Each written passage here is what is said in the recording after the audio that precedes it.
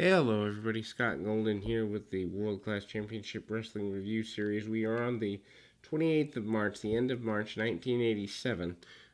We have a couple of debuts, some interesting developments with basically more gimmicky matches, and some filler. I mean, really, you can see the product going down. But we open with Killer Jim Brooks against Red River Jack. Of course, Jack is in fact Bruiser Brody under a mask. We know this, but they've teased that it isn't. Kind of think the Mr. America thing they did in WWE in the early to mid 2000s, 2005, 6, something like that. Anyway, Jack is at first couple of minutes, Brooks takes control. That doesn't go very well. Jack manages to hit a big boot and manages to try to control Brooks. Brooks gets him down with a front chin lock, and then that match kind of breaks down a little bit. We see some hair pulling and the like from Brooks. Brooks is not very impressed with his adversary. Meanwhile, Red River Jack manages to get a victory with a boot and a bit of a dive off. We do see Eric Emery come out.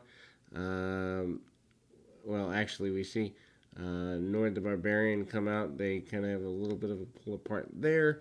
So that's where that's going. Jack victory. Smoking a cigar, odd, against Rick Dubois. I guess a newcomer there. I'm sorry, not Jack Victory.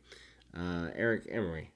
For some reason, I thought maybe Jack Victory's in another match on the same program. Anyway, Eric Emery, the debuting Eric Emery against Rick Dubois. Like I said, debuts here. Emery smoking a cigar before the match begins. Ringside Girls, which is something they've been doing for the last few months. I haven't really mentioned it because it's basically a knockoff on the Federettes of what the World Wrestling Federation was doing at the same time. Emery becomes a major star in the next 2 years of the promotion, alongside some really basic stuff. Backdrop by Dubois, and Emery goes ducking into the corner. He's not particularly happy with things. Round and around he goes. The shoulder tassels or the arm tassels used by the Ultimate Warrior seem like a good idea to Dubois. For several minutes, we see Dubois work over the arm. Emery manages to get a snap mare, drops the fist across the eyes. Like I said, Emery is a big deal in Texas for the next several years. Hits a flying clothesline here, and his opponent almost has a series of convulsions. And then we see a pile driver right in the middle. Emery gets the win with the pile driver. Gary Hart, addressing Red River Jack next, basically says Jack cannot beat his man Jeep Swanson, cannot beat Bruiser Brody. Brings in his new management associate here, Jim Holiday. Holiday is a business advisor or something of the sort. So kind of doing the Paul Heyman thing before Paul Heyman does it. We get basically Hart says he can't continue to manage everyone he's got under his charge. So they're basically doing the Armand Hussein thing over again. Meanwhile, there's highlights of a local arena warrior and referee Manning versus Nord and Hart. David Manning getting manhandled by Nord the Barbarian, gets clotheslined and the like in the middle of this match. Obviously, Hart takes over on Manning and is only able to do so because of the assault of Nord the Barbarian. Nord takes Manning to the outside, puts him up in the backbreaker, a lot of damage there.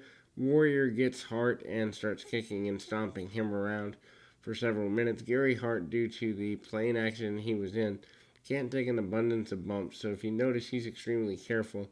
Nord takes over on the Warrior, which is a bit of a surprise, Then they end up brawling pretty heavily with each other. Nord does get the advantage over the Warrior, though, and manages to hit him several times.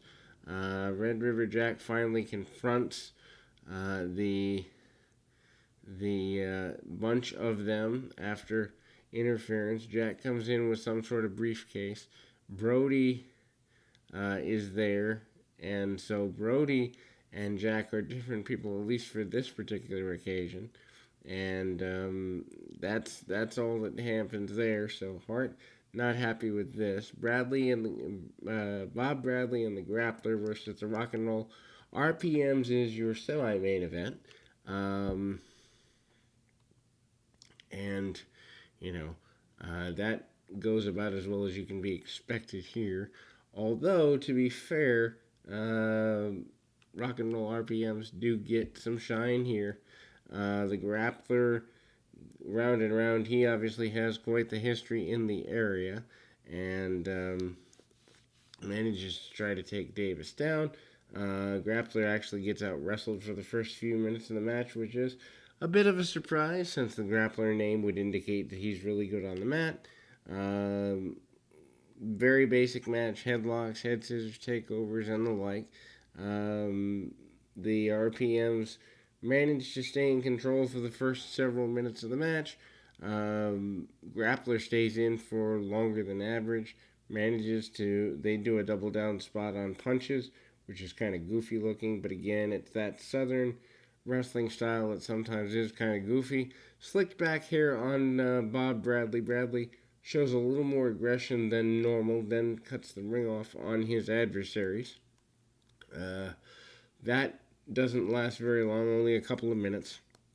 Then Rock and Roll RPM cut the ring off on Bradley before he gets a tag back to the Grappler. And I'm not really sure who's supposed to be the baby faces here, so maybe heel versus heel matches or a thing even in '87. Who knows? Anyway, both men do a double down with the Grappler back in off shoulder tackles, flying clothesline, and I believe it's Tommy Lane taking the pin over Bob Bradley in the middle for the 1-2-3.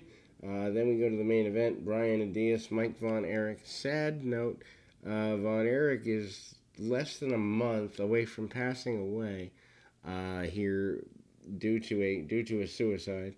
They're putting, I believe, $10,000 up, money in the bag for Von Erich to get him to wrestle again here. And obviously Brian Adias bails to the outside. Don't know if Gary Hart's out there with him. I know he's still under Hart's tutelage, but again, Holiday being brought in maybe to take some talent and Hart take others. That's basically the inference, although they didn't divide who, what, when, where. Side headlock takeovers and headlocks by Von Erich. Von Erich mocks and shows that he's going to go for the claw. Adias heads to the outside pretty much in a hurry. Adias did not become the star that they expected him to be. Takes Von Erich down, uses the arm bar, kind of gets a few minutes out of the hold. Sleeper hold by Von Erich for another couple of minutes there, and looks like he's able to get or it looked like he was going to get a victory off of the sleeper hold, but Adias manages to grab the ropes at the appropriate minute after he tries the pinning attempt. Adias goes to the outside. They do a chase spot round the ring, and Adias again manages to open up on Von Erich over the chest and the like with the forearms. And Adias spills to the outside.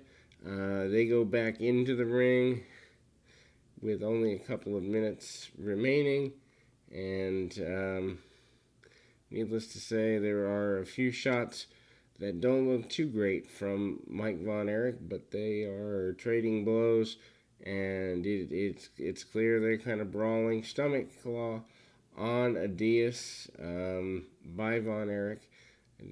Interesting use of the claw. Normally we see it on the temples, but here it is on the stomach. Anyway, the match goes to what amounts to be a time limit draw. The referee cannot make the count, so we do not have a finish here. Anyway, that is the end of the month of March in World Class 1987. We will be back with April and more right after this.